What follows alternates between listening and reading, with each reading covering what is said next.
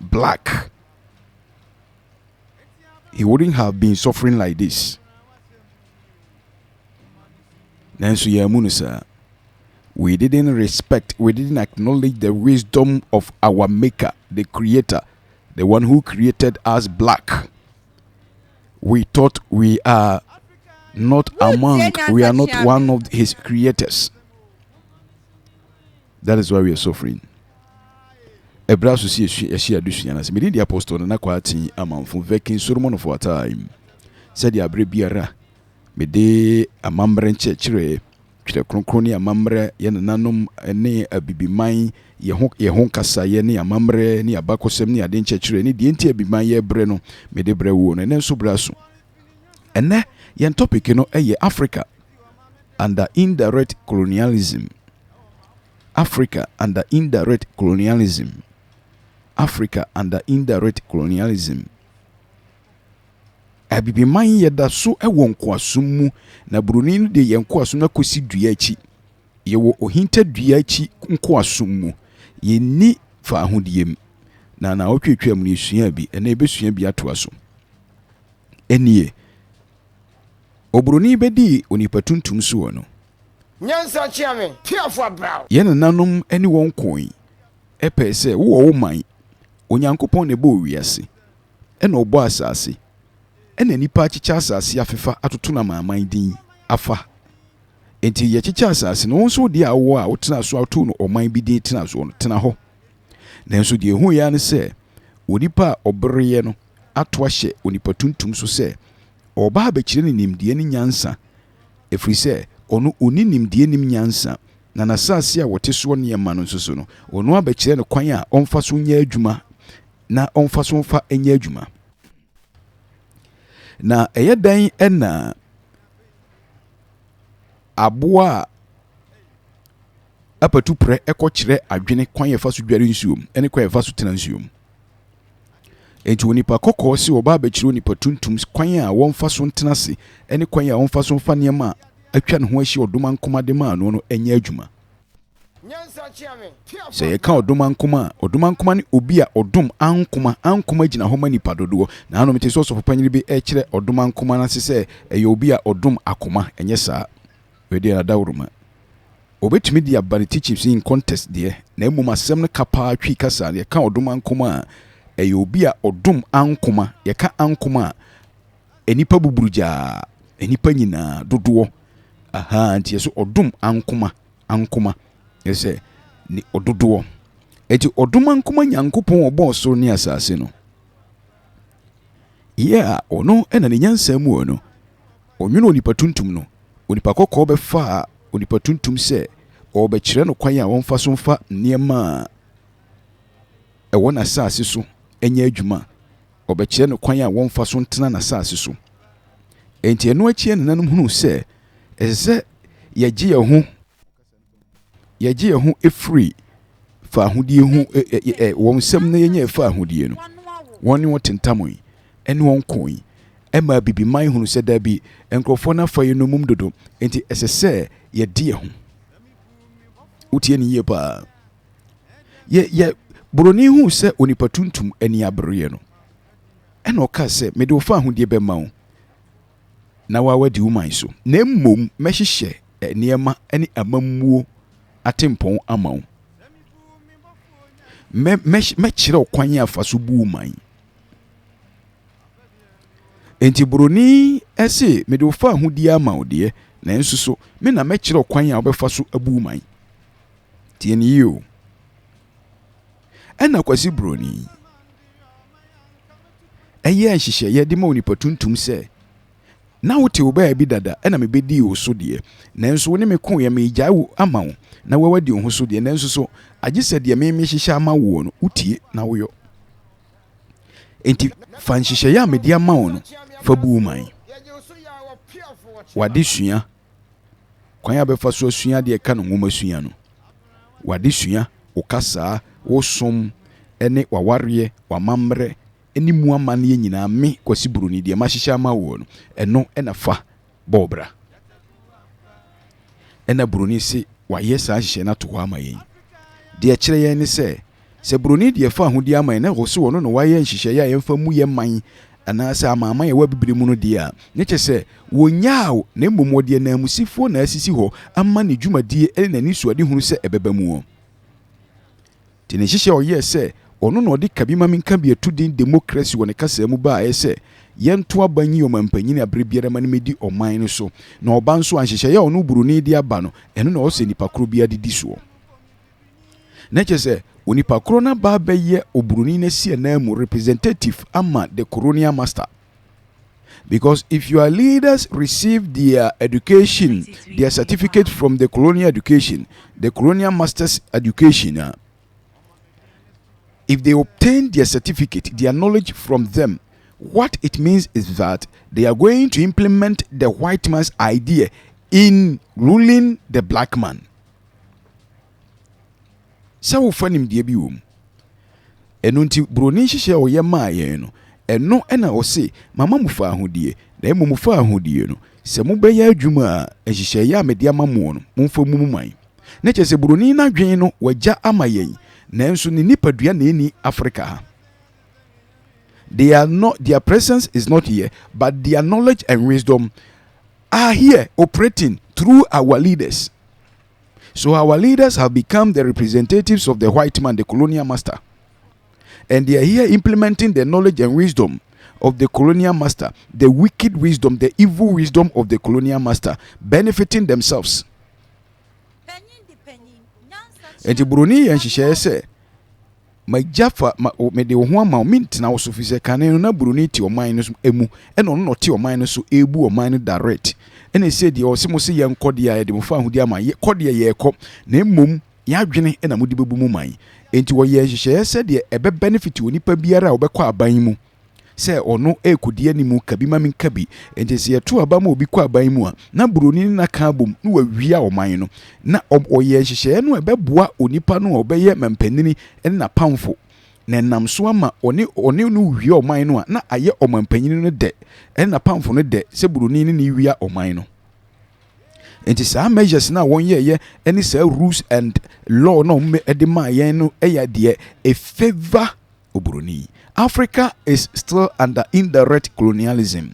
Africa is under indirect colonialism. Enti yen Christo som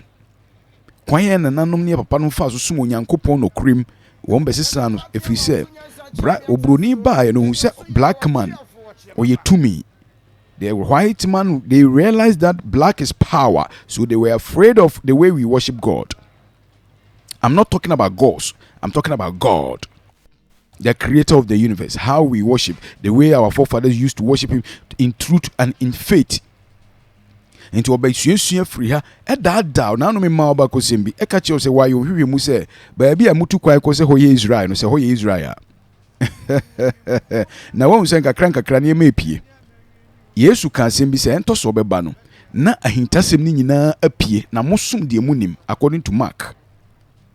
Eti Yesu yo nipa tuntum kura Broni asa ka kire o se Yesu ye nipa kokko na ne kurom kura nipa kokkofo nko an na wo honom na wagye adi etue sika free ha ekoho na akọ odenensa akọbọ wen wo ho bompa ye but owo Africa ye wo mepo akakraka wa ha yebetima akotena so se ye bompa equally aboa ebini baabi etukwan ekose ho Israel no enie abo round a eho utum se ho ye serena Awurade honhom ti wo ende ye beka se ho nye odo nsa kokikan ya bosomsem tie ni yi o esuna bosomsem a wo ka no ene Nyankopon som na me ka no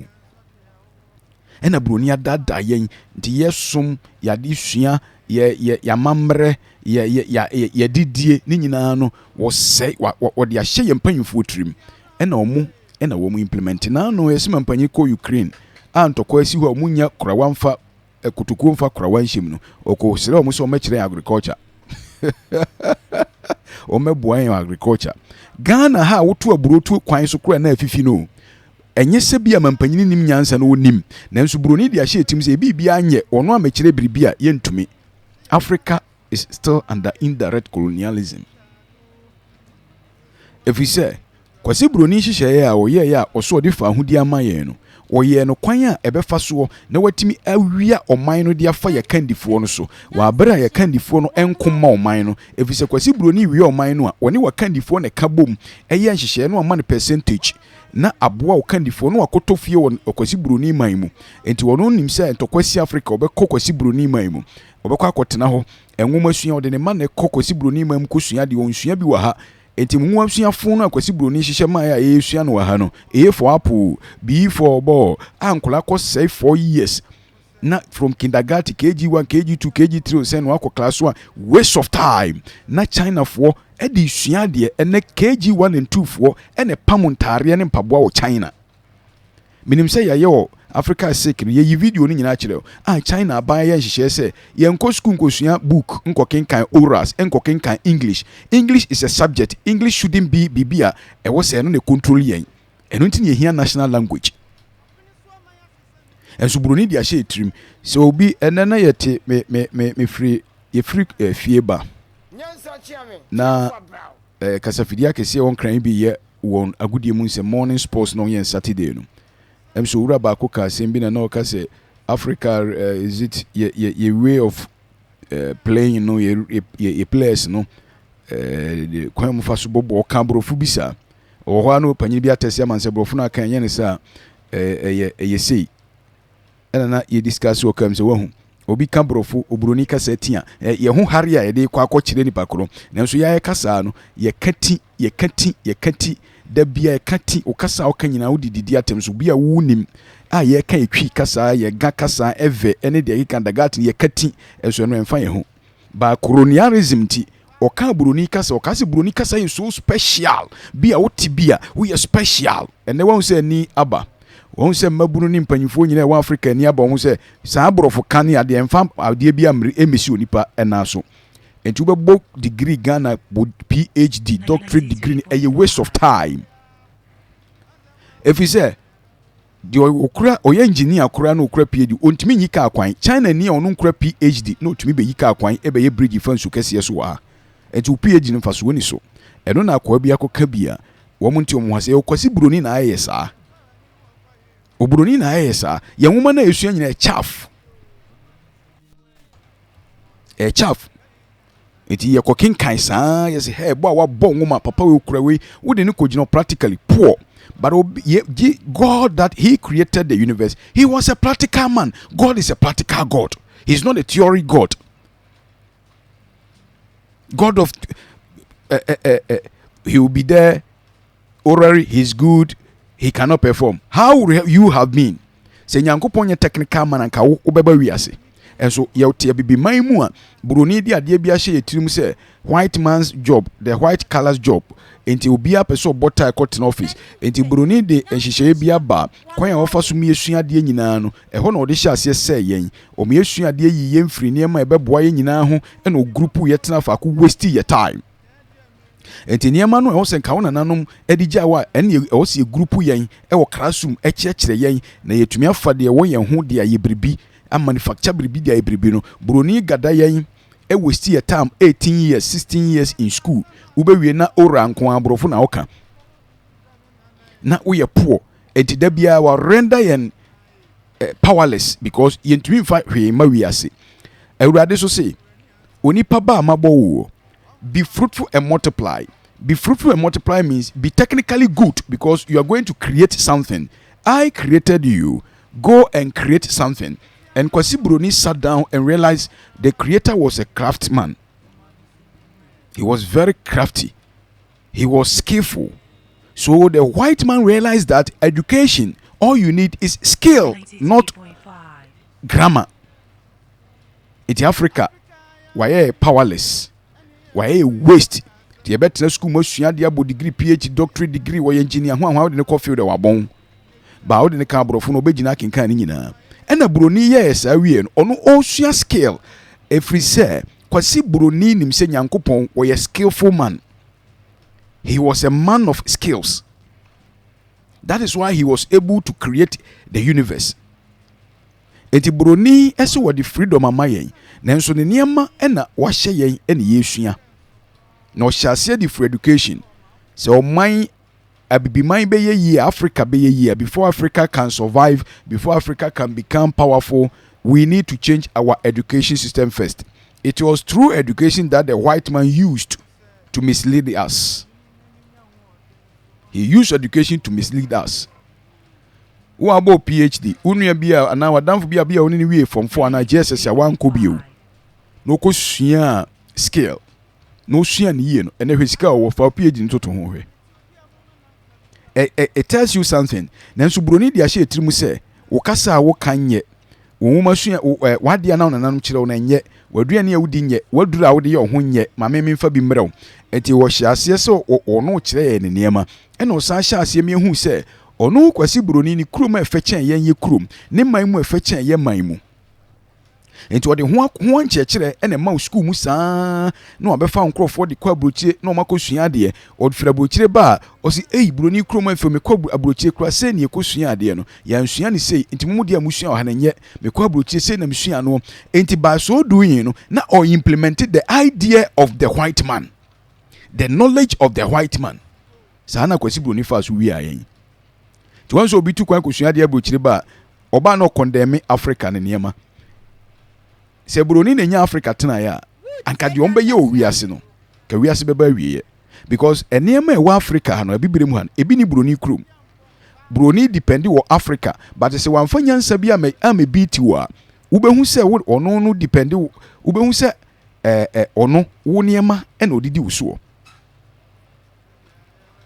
enti Africa is not poor. We were forced to be poor. Come on, Mintie. Africa was not poor. We were forced to be poor. Ka? Abibi mine ye hiafo. Won share yen emye ye hiafo. Obroni na share yen se de be ye hiafo. Enu nti na gold eda ehye wasase msu broni aka che ose so no amre oni ma untimi ntu. Ade anka obetimi de atu gold na nka so osua skill no firi nananom ho. Fise yana nanum ne dika too good onipa tuntum ne dika too good first ansa na bruni besua enso so sa skill na yana nanum di too good a wo man se nsuo no wo senke ko school ko sua ho skill ne ye de yana nanum eba kyekire won kyekire yen na nke di ko school ko sua sa our traditional way of mining anka bo say the whole world Ghana and Africa no anka yen na obon se sunsuo da ho yen se nsuo etimi tu amana no fafom koyi ye wi ye tua amana a yen sasase fi se gold wa na we na nanum fie nyina no na ye gala na omudi ko tu gold na ebeka fie titibire mu asifie we na gold wo mu no anante amafie nanso kwasi broni de ye ba yi a akwakoye bibia wo ho se gise wo ono be ebetu gold ma broni China for ba ha ni kromo nsensuo nanso oba Africa ha no de chamfa kosi subra ne so asubontia eso ya subonti nyina asai no de chamfa azubobobo no wo hunu nsuo no se no na ye mpanyimfo nte we omo daadan ya wokoton gold na brochi anya sika de aba bewu enti wo sasase no thinking so watofie wa brochi enti that is all you are lying kwasi broni ene won tena nkosi awie ye da a obeyeye enti Africa is under indirect colonialism. Africa is under indirect colonialism. Hwekwaya broni faso ohun se abibiman wo niema pi so obebu de kan wan yadwe mfiri niema no a ye wo no so a ye be yasikafo eto de nwumasua se de na mehya ame ko de nwumasua bi bai na ono na ekire wade education na papa education no yi wa free ade e bem wani abie ho tie ne yi me ma security pa broni education no odi yen free niema bema yani aba ye ho so ho eti usua no anu age no adi na wajai de ebem wani aba ho so saa bre so wanyina wie eti wa waste time wasua niema funu tu wie a je so obeda ne kromfo wo aban adwuma mu because niema na o usua no wakatua nso but nsenke usua niema obo odoma nkoma de ma no a ko niema atwe ho ahia no obi abefa biribi dia biribi amabruni so abefa bia konukurom na nkade ohia bia ye mfa ma no te se de ono obefa ko na ono akoye no asan beto am ya boden no anka ya betima ye ya ade na ono so abefa nanso education ye poor wa Africa nti no de sa white man's mentality tricks a o de dada yen ono ka che o se sua ne kasa no ukonukurom a wonsua wo kasa ukonukurom a osua ono ne kasa utie ni ye etenam saye so ama ne nwoma su ode dada enti ade atwe ho ahia natural resources ne yentumi fanya hwe enti se wontumi fanya hwe de a wonya sika because natural resources no na wodi ye exchange na okotu a na nka woti refine ya na buroni hia na nkono abetoko no wagine sika no bi aba system no mu enso na de sua ode ma wo na ada ode ma wo eyi wa free sen ka obesua de afa ne ma atwa ho ahia enti ya bibiduru a ose yenye enso na ya bibiduru di 135 years me na da bia me kadi adanse ma awrade me na berima me papa onya 125 years odi 50 years no to na daka si ho odi 75 ne kan ho broni abedada ya me agya sa ne ma nyina enti broni be ka cho se na duro di free ni ma mu ba no na ye papa enti wu ni sika de koto de a obebo obosia broni be ka cho se gold na hye wasase no mu no wu ni nimdia ode betuo wu ni mfidie enti gise ono ene bre mfidie ade betuo enti obefa 92% no amount 8% the whole nation 8%. Oyo no anyankopon didu a wo wasase mu se o man bia mfanye yie no arab fo de ayeyi a abrofo ntimi nkohonko dada wo mu no fiso mo they have the means a wo timi tu wo ma de oba bibre mu ha no mu aka cho se oyo na ehye wasase mfa anwo no woni means to wo de be dege enti ono beba betu ama obe ma 13% wo de aka nyina ekonukurum enti ono de kowie a na wasan de brew fi se wo hia na waka che se woni sika ade beto enti na waka se woni sika ade beto de a obebo obosia wan how Africa became poor wan kwan ya omo se yen ahia yen no eye de yen ye wono an omo di nyansa kwan be fako ennam se ye ni hu nim de ye kotena school mu 18 years 20 years 25 years bo degree ye be wie no na ye waste ye years ye ni skill bia brofo keke to bia be da no chechirefo tare dan ho se ko tre chechirade o chechire wi a na bra bobasa tieni you enti ye be bo degree ni sa ye ntimi fanya hwe de obia wa bo degree o Ghana ha bia o ye doctor ye ho ahwan professor de otimi ya nso obetwire book eno so mfa aduane sinipa table so skill ena de aduane sinipa table so efiso onyankopon no ye skillful onyankopon na o ye creative. Enti so opese wutumi nya sika you should be creative. Opese uyeye na awurade ade ode wo ba wi ase be ye no. Eyeye agese ye change ye education system in Africa. Now ya na da bia misuma nchirima. I always cry for the generation to come. They are going to suffer. All the natural resources available now, we are destroying them. The white man has taught us something that everything about us is not good. Meanwhile, he's passing the back door to take them away. He will take them away to his country, refine them, and bring it back. Because we need them. We need oil, the crude oil, we need them. And the white man will tell you, if you don't have money to buy, even though I came for the raw material from your continent, then I'll give you on credit basis. It work with the white man ka. And the Buroni say, ade no e wo wasase mu a me be faaye no na woni nimde a wodi betuo se woni nimde a wodi betu de a me ma be fakọ ene makoye ne ya refine makonoam e de aba obetim de agu hyen no obi bia okam se wontumi ntua de a ne me de bebre ode aba obosia enso na ya de o de enti ne yentimi ntu efise yesua nwoma bebre a ensa no dwuma nim enti buroni krom no enema e wa Africa bi ni krom enso buroni sua ne ma e wa Africa ho ne ma na odi aba be fa ye de ndi akọ no waka che ye se ye nsua ayi chaff ye nsua ntete ye nsua mefin ade ahwinim utie ni ye Africa is under indirect colonialism and the leaders in the continent, they are the wicked people ever being controlled by the white. Ope omo ya kromfo po wi ase ya brofo nanso broni ni wo man panyifo ne kabom ebo man kro no so tieni obi ani ho kwa aban mu so obebo man obi ka kire wo e wa Africa ha wo boa obi an kwa aban mu so obebo kro no that so omkwa aban mu national organizer keka abrante a wo mo brada na okowie law school a no wo estate na ban aba no build estate no otokas so no mo brada o ni akofa one policy bi di aba o hihye we di eboa maaman Ebua Amanfo na de wadwen akosi no so na oni buroni aka bom na omu wia wo natural resource no. Utie ni ye. Africa is under indirect colonialism. Na ye leaders no eduba bia anya ono anu waye boapayo ni pabonifo eye sukuu na buroni de ne koye no e na ama na dwene na yete se buroni nko na betima aboa no. But we are seeing change across the African continent. 35-year-old Burkina Faso's president. We are kolake ande oye obeye ku wankum nipa. Oni omanfo no nyina ka bom after 2 years oso wo de to omonto aba. Omanfo no ye demonstration wo ye kyese ye ma kwan e ma mfa nto ho. Abranka obi ye ku achi ne kunu no. Ku we ya obi ye de ye bona baso e wo Burkina Faso.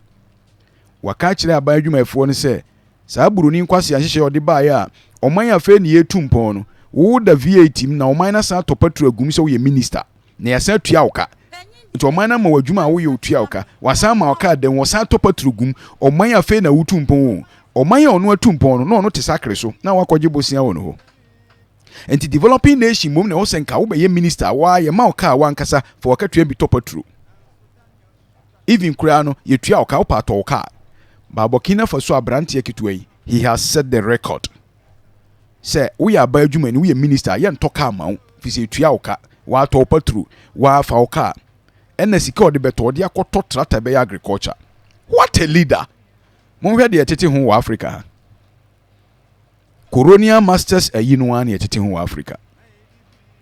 Yetete ho. Africa is under indirect colonialism.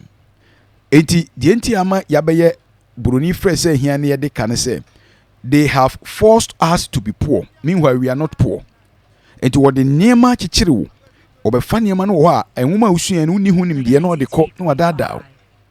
Okodada wo a na fe wono abesi akire say wo hia saa niema no wo ni sika ntime de bɔ obosia. Enti efiri wo nyina say wo de ne ka here crude oil no betu no wo man mu petrol ni ade otu no wo man mu ene de kɔ nso aka so yiso otu a o shepo de kokɔ no am no de abrew enti kyese eba sa uni sika de to ka kwan no uyi a wako school abo degree akese te office enso onim kwan fa so yi kwan enso engineer wo yi kwan ni degree ni kyese onim sa nim de no enso oni hu nim de enti buroni na beba be yi kwan na ma wo obeyi a no waka kyerɛ sɛ uni sika de a o de bɔ obosia enti wodi ma loan de yikwan enti se yebeyi ka kwan a se buroni mre ye loan buroni mo ye bosia yintumi yika kwan oman no musika ye nyane de mpanifo nchefa eno omu chedi enti ubonso obeyi ka kwan na ka house ye gibusia bia ma entra oman no musika no de ende omu chedi ti buroni ni ye leaders kabum no mu di bone utie ni ye enti wo mu de bosia ene tax oman bi a opese utu economy enyini no wonfa tax ye begu adwuma ento so esa egu nnwuma ti da bia na wakyekere wo nsanti kwasi buroni ka kyerɛ sɛ ade a wo hia ya me bɔ obosi am de bra wa anya no ubetua mamenti fa taxes etotototo oman no adwuma so sɛ de ebe ya oman no adwuma hodo no mu betumi aba betua ka mo de me enti mo na wo de tax egugu nnwuma so na nnwuma na igu enti da bia no oman untumi entumpon ewo sikasɛm tutuyem na da bia buroni akyekere wo nsafi sɛ wo de taxation over taxation kills economy enkomo bi koso a mepɛ sɛ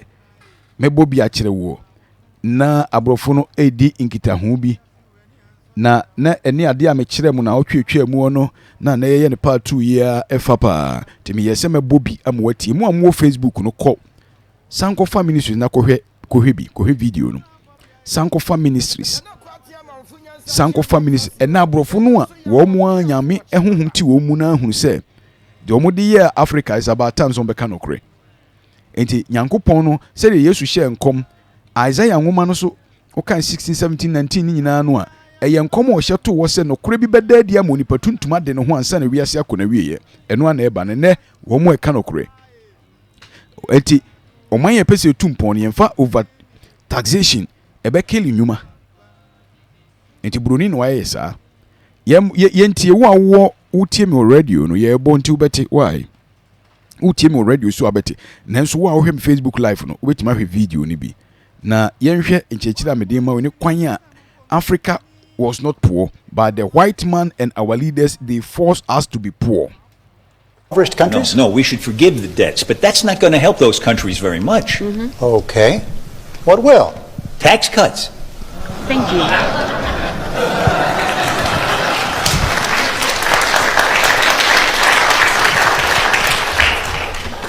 Some African tax rates are the highest in the world. In Tanzania, the 30% rate kicks in at $475 of income. 30%. Plus, they have a 20% value-added tax. It gets added to everything you buy. Those high tax rates make it impossible to build capital in those countries. Thank you. So nothing gets built, not factories, not roads, not anything. Nothing. Poor African countries have the lowest wage workers in the world. And yet a company like Nike, for instance, can't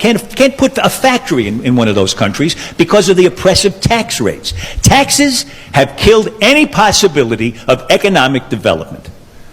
They've killed any hope of these countries ever helping themselves. And that leaves them completely at the mercy of charity and loans. Thank you. And here's the worst part. You know why those countries have such high tax rates? Because of us. To show us that they can raise enough money to pay back their loans. But taxes can't raise any money if they kill the economies. Thank you. So it turns out that the tragic, unintended consequence of our good intentions toward Africa, our kindness, is that we have encouraged those countries to lock themselves into a gruesome economic depression. If we don't urge those countries to cut their tax rates, they will never grow their economies. True. People will live lifetimes of unemployment. Disease will be rampant, poverty will be permanent, and children will be hungry. And our charity will never be enough. Never. Never. Enti wei wasumu a wahuno ade a machire no a wahu safi abrofo na eka na kire mo amohwe Facebook live no uhu video no na wasua bibia afrim enti buroni ne ya no wasaka cho se charity ide emoburuhunu ade omoba Africa be ya maye wo moboa efise wono bo obusia obefa woniema free ha ikoye okorefane sade bra wunya sika nto ka cho so ode bo obusia no ode busia to so obeka cho se opaja etuo mu eto a egigye ne pajam sede nkrofo betua to dodo na watima betua me busia mame na wo yesa so na ekele economy into sa ade a medi hu nkomoyi si wa hunu Africa is under indirect colonialism. They are implementing their evil agenda through our leaders. Yensan entie nkomo we mra mepese otie nkomo we eni sentia Africa yentumi nkoye nim no na buruni eka kyose oba beye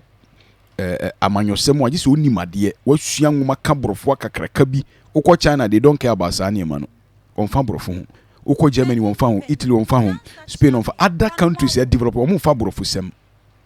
but buruni di otan abeto ntemo democracy mu se wa woman no a utimu no the largest language no ukofa kura yebeka cho se dabi or the otan any hatred through democracy no they abeto to Africa fuum or they abeto Ghana so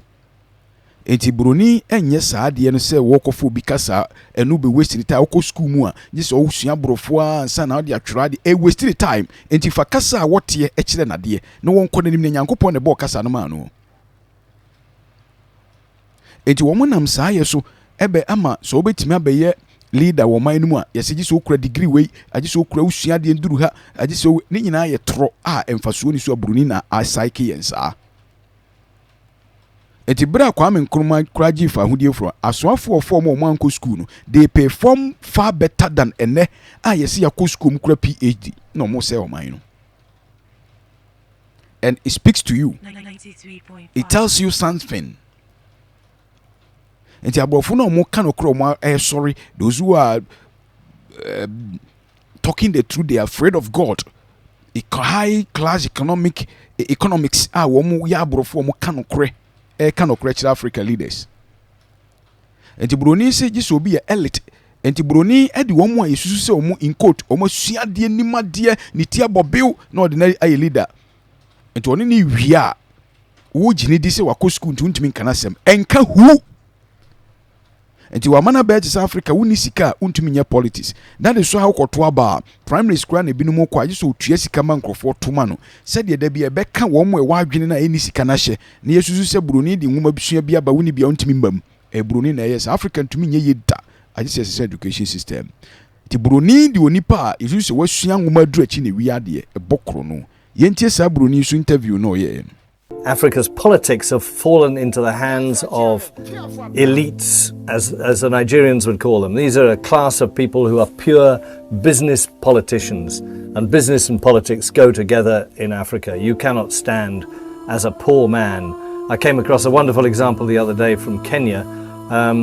where a man who cycled around on a bicycle was trying to get himself elected, and the people just laughed at him and they say, "You've only got a bicycle, what can you do for us? We need a big man with a big car with money. That's the politician we need to." So there's this mentality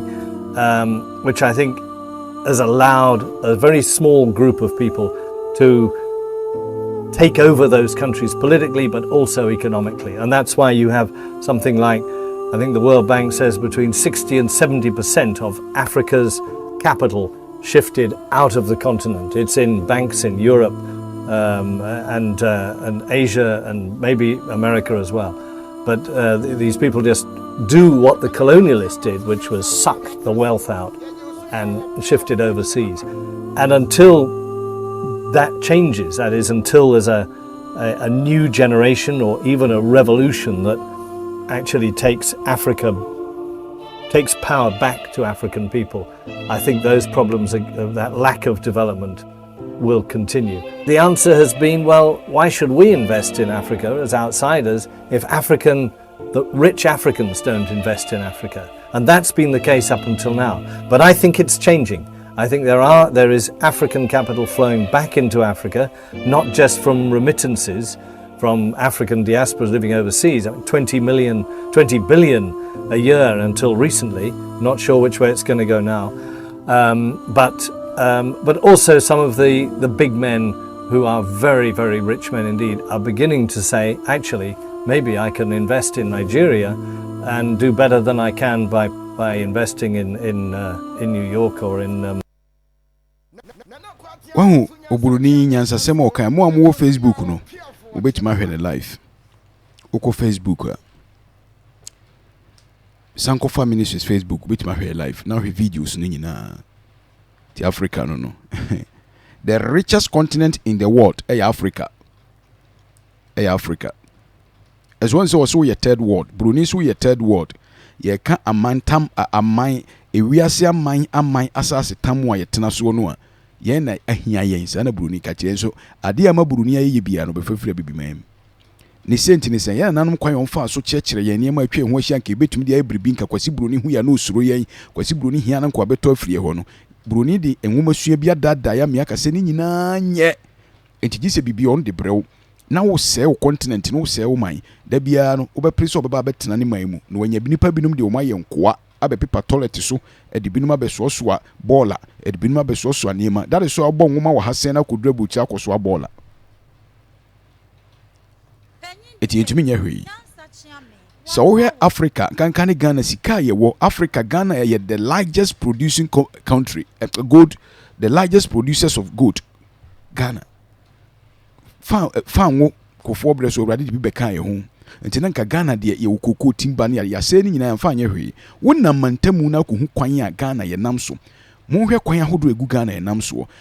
ya dodo de ehya asasim natural resources no se ye wo aman panyifo yisu ye na nanom adwen ni bi ene de ye adwuma se oman no kane ye national anthem nyinara adwen emai oman utie national anthem a enwumo ede eto ede da oman adi ka national anthem no oman na hye nso nwom ebiti se yen ara ya sasini eya bo de niema yen moja ne nananum hwegu de to homai eti so tie wi nyina ne nananum dwen oman no kane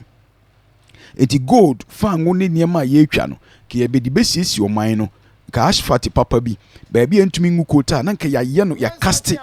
no ko ye de concrete se de be chama ye Kwame Nkrumah ye tema motorway no 56 years edaso da ho ene ye yi kwan no a ene so ne yesi akọ school engineer no wo hwe kwan no so no wakọ school a won no wo hwe kwan no so kwan no a wo hwe am ye ne yi kwan 6 months na atutu so engineer na tete bremu no akwa Nkrumah Abresu ministers no bia nko school no no atimi ahwe kwan am ye yi kwan am na di 56 years won aka kire me se nwoma sua ene ma oman tumpon enwoma sua ben na wusua enwoma no de he na wusua ene be kire se be ma oman tumpon ana ma oman tumpon ene ya kwan nyina nye so yesu ohia dan a ye twen loan from IMF na ye de atua contractor ka na ode akoyi kwan nanso oman no osika nko betim de ayi akwan se jai abrofo no adwen bone om de abetutu leaders ni tim ni om ka bom ebo oman kro no no a anke man be yi mo hwa agin kotoku kwan no ene me ni one of vision one ye workers me sheda mom ko okutwae ye de bewie mo amohwe Facebook no bo SANKOFA ministries hwa agin kotoku kuro no de enti a yaka agin kotoku aka ne se na eye one of the special areas ya mampanyin kufo hu se eho no ye kama won kran hanom suburb of Accra aha ye ho ye kama omo wo land kama enti wokoye police station wo ho ekoye fire service station manipa ko ho no tua omo ka fire fo ho police fo ko ye dwa kese na nka wo yi abubrushi market na ababedi central of Accra no e de akohonom jene nkatie yoyo aburo emo nkoko mponchi niema ne ekofa free north ni Burkina no ntosi ni ade ka ye de koho ena oye wieye no aban sesan baae no yantumi ankwa na no the second term of nanadoi wo mo fon so ya Greater Accra Regional Minister na kanini mu oduru no oye ya ne wo mo kabom ni ahemfu no matimi ayi agboboshi market no e de ko agin kotoku enti se bibi sei no wobekọ ho a wudi kan hwe wo makwan efi se Burkina cars no a ede niema eba obedu Accra ho no de kwa agin kotoku a etimi mbine hwe na jene na hwe agu aburo no mudi ba na amina hwe ba opanyini bia nwen wo manfo ho odwene on ne yere ne ma ho enti wonyanya power odi kan sili no ho ansa enti mampanyin kofo odwene hwe kan ekoyi ka kwan ko ho a otwa first and second coat pe wantwa fa na coat kura o second coat pe first coat pe kura first coat pe otwa no eno na adi 18 years e wagin kotoku kuro num ena ahemfo no ka so mo ne ye bekasa opanyini ba ko hene kese ba ko onya emergency okọ konongo ebi adase ne one ye beba ha omuna dawo di jamie no na ohwe se agin kotoku kuro no makwan pa kokohwe awre ho ase ni panti ho ena agin kotoku no Accra ha ya o brono Accra brono suburb of Accra agin kotoku honom no ayedi ani da so se yayi market kese se ko ho aye kofa jene ntos ni ade no firi osande ba center of Accra no jene nka o se ye anke firi agin kotoku kuro no eba main road no mu a wodi 5 minutes per ene drive ba no se wo kwa eteki 1 hour na 45 minutes na unuru agin kotoku station wo Accra ha ya o a hoso be special place e kire say your leaders they don't think about you obakwa akoto dining plot kese ene ne matnam e wo man ni sikam wo onfa ho kwan fun we kro ma ye mawo onfa latrat kura nkogu su keke na ye koye no me ma vision one producers no mu twitwa no ena me ni discuss bi say I had to say free Zoom line junction honum e de bus station ho kakra be say 1 minute drive no I saw mo ye gatas bi wo honum na mo share gatas no every Zoom line junction wo de bus station wo no be say 30 seconds say 1 minute drive pe enuru 1 ayikura o small portion bi no mo share da koye ho kakra ena ase kwan no kura e ho kakra no kwan no already na say free me media junction wo kokuru num e de kom kopa paase ni nyina asai e ko de nsu no so no asai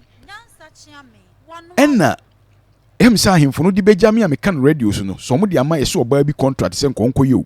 ena wa hye da akose kwan no se de be kasa ama mpanyifo ama ni sika akoye o sesen yo obi nim ena wakose kwan no kura wakoye gata be se bia wonante a be 1 minute pe ufri 3 heko 3 nuru 1 minute kura short ayibi na wako kate ho ba bia gata na nsuo no to antumi ntene nko because so ye gata na concrete no abroki nsuo se be frika akwanum ena egu ka akwanum ena gata na omu yam na omu tutu ye wasan pake egu kwanum ogimifo pa wo wiase a oye kwan ba akono no emrantie no kasa dwan ya yetimi ka kire on se wonhwe ba eduru ba bia wahu na se wani afika kra wotum se this is something we've not seen it before. What is going on in the country now? Eti wo kuma nchirima ohu ba yahi wodwene ho a wonte ase ti saa contractor ba no yekɔ mi prese menya ne contract abisan sɛ woni yɛse yɛde agye nkutuku kwan na ma wo sɛ bɛyɛ ana na wonya start kwan no a wahye da gata ketewa bi ayɛ sɛ nka wo yɛ sɛ wode kɔpɛ sika wo ayɛ ketewa bi ɛna saa Zoom Lion Junction hɔ no eba station wɔ ketewa bi no wayɛ gata no fa ne fa kakra mu wagyae ɛna nsuo no to ntumi ntene nkɔ na aka ɛkwan num na asɛ kwan na cars nketewa nduru ana ne hwene nyinaa to nsuo num. Wicked leaders we have, and wicked contractors under wicked people, because Africa is under indirect colonialism. And to make us say, minimum contractor be a wutie me. Say no na wo hyeda ye bibi saa kakra bi wo ho na oma akase wo ye kwan beji sika osisenyo yenim. Eti saa nsemone no awakodi no ho na kire sen agi kotokukuru no mu no saa small gata bi no a small short distance ya be 1 minute walk pe a wa ye from yesi ho no ye Zoom Lion Junction kakra bi e ba market we di sen station wo kakra bi na wo ye ya waside netie na gu kwan no mu a ama nsu ata kwan no mu. What is the essence of it? Why are you so wicked? Enti mo nwin se mu be wu owi ase ana Kwame Nkrumah wu ko jeje awuko jeje kase nipa na nipa ada ene wo himfa. Professor Mills asumdua na ekura no won pentokwa entokwa ba media mu ma asumdua mra mpa asumdua ono kura nipa papa na opa asumdua woko Aliu Mahama enso ne kofo bebu man Aliu Mahama de implement ayi bi ode ba no implement se ahonidie onipa wo be ye omamba pa ono kura nso de adwenpa ba woko won edi soja mamuo ba ya ekase mo na ne yada ya ye ni hu bie no ne yada ne yesuro won edu ba bi no ye powerless wo mko. Why are you so wicked? Ti agin kotoku krom kwan kakra we a enti se muduru wona se car no a wo mo di ntos o mo di tomato any onion every bokin na eba na minimina hwia ya na ye mo fe se muduru ho na MCE no wo ho no kra de se me kaso no ntime kona na ado ho se MC no hwe kutuku ne amasaman ne kutuku ne potamu no, because there's no wisdom in their heads. Yeni fredi no yete ya nya nkura bebre ho anwo mutipan ne yen so semoni ntu hie omo aso mo dimfie se wo ho every say ye de oman sikatua woka ena omanfo obre. I have the power to complain. I have the audacity to complain. Enti se wodi assembly no greda no ekokora agin kotokukuro no se aboboshi market ya mampanyinkufu ani suari hunu nya kwan no hwe mampanyinkufu ho na agin kotoku develop yo na fe ne ye demarcation na papa na timi akoye police station kese akoye fire service akosi dwa kese simura num ama police fo ni soldiers ko ema ba bi kro ho e fro soldier land o ma police soldier nyina ko se de honom no ye yi aboboshi fo no kwa ena ho so ye land na efe nti aban adwumafo nyina betima kotena ho ena o man kwa mfie beye dunwotwe na 18 years ni ena motima yi omko enti kwan no ye first coat pew na first coat kura keka ye wo hwe ase a thickness no a etise no mfa na coat no mabɔ no miensa ena kwan ni nyina tutuo ena amena dem na car no duru ho a na mina hwe de wakofa ne ma free Burkina de odi free Kumasi de odi ne ma free North Eba na car no muduru agin kotoku a between media junction na media junction ho no kura be pa ewura kotoku no ko hwe amena bi edawo contractor ya wo ye kwan wantima hu se we de ye fili kwan kro ye mfa latrat bi mfili media junction ho no. It tells you there's no leader in the nation. Now can you say ya na ye proto evil against you? Mekasa there's no leader because say MCE enim say me man panyini bu o man sika ni o man num na metima famins bi akoye feeling kakra ewo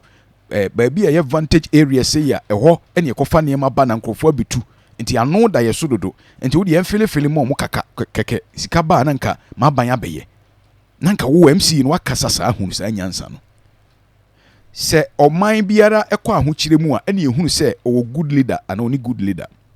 because ahokyire de abusua nyina ahokyire timi ba ye so but abusua na se ahokyire ba se de abusua panyi besi atutu na namon ene kire se omo abusua panini mo amhwe video no e wo Facebook no mo hwe agye nkotokukuru no makwan no mo hwe mahu de aye me tu anamon kopani bi kwa ahemfo no dwa me ho pa no panyin so mo de ama oba bi so onye no mo nim de ntia na oba no mo de ama no hye da akoye gata no from zoom na junction honom no amototo aburo ton wo ho kakra no eno aiso de ba market wo kakra bi awo nantia be 1 minute pe sima ba akopɛ nantia contract kakra bi o no akoye gata fane na nsuo na yira ewo mfimfi onye gata nsuo nto etimetini konwuram ba waye gata no ketewa bi wo ho eno no so wagya yo nyɛ sɛ wɔyɛ gata no kra sɛ wɔyɛ am yehu sɛ wɔyɛ kwan yo ye hu dede nti akoye saa kyɛ sɛ ɔsɛ kwan no na mpanyimfo ahu sɛ wɔyɛ na ɔde akogisika wicked people. So we are traditionalist. Na tete kura no ye nananom ye traditional for kura no musuro bone. And there will be a traditionalist and the enso obekum nipa no agi position. So ye Christian, enso ko behunu se obesuro awurade no bobo. So ye Muslim, obesuro awurade bobo. And I say o mine na say because obi ani o mine no ho adwempa bio. Eti kotoku agin kotoku honom no. Enim bone a o maye mo kwan no te saa na no opanyini ba ko ne mekasa eno se papa me ka me nyame ye madum agya enche meko pension adwuma krakra me ye me afena me ma me hwe won mu abuchira bre me ka bi o ka nkitu bi korra bi nso mentumi fa nkwa adwuma bi o efisa agin kotoku kura baba beduru me de agya nhye wo no ye 5 minutes no ebedi ube se 45 minutes na o meduru ye odi poso ntu beba beduru media junction na ka na bubu ansa na media junction tu pokuase so de contractor no so ye kwan no de ono we dangerous chen obi owiase ono so kra de wase kwan ni nyina se nko be kwan half se de ye kwan titibire mu no ye kwan half na de ma motorist no na o ma apply ho we de otutu kwan no nyina no wase agya to ono so onkrokra so enti Nyankopɔn kra hu se o man no etimu no enipa bɔnefoɔ ɛdɔɔso kyɛn nipa papa na kandifoɔ na ɔsɔ mo boa nipa no ɔmo na ɔmo tima yɛ den ɔno onya ne yere ne ma de ɔmbɛdi a wɔn fa ho onya de ɔne kunu ne ma bɛdi a wɔn fa ho na ofiri sɛ panyin wɔ man no mu a saa pokuase kwan yi onipa a wɔyi kwan hwɛ how he has subjected people into this kind of suffering wuduru hɔ a wɔn mo korɔ so kwan no ya na ɛma werɛ ho wɔn mo cross kwan no sɛ wuduru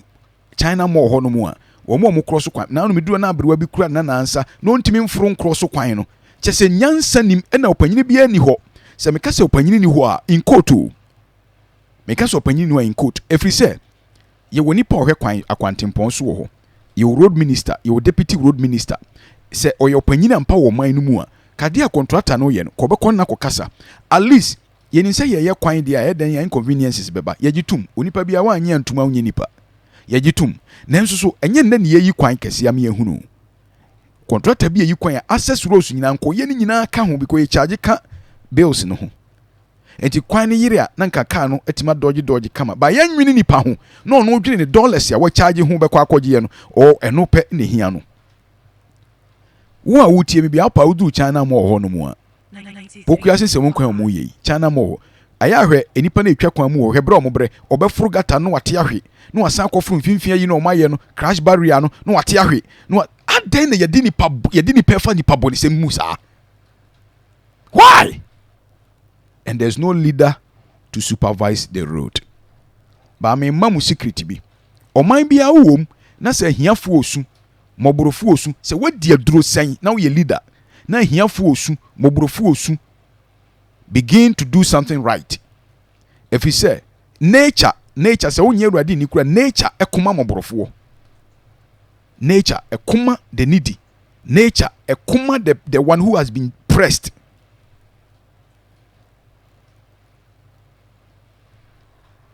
yɛmfa nsi a ɛnkyɛ mede ɔbradwensɛm ɛbɛbrɛw yɛmfa nsi a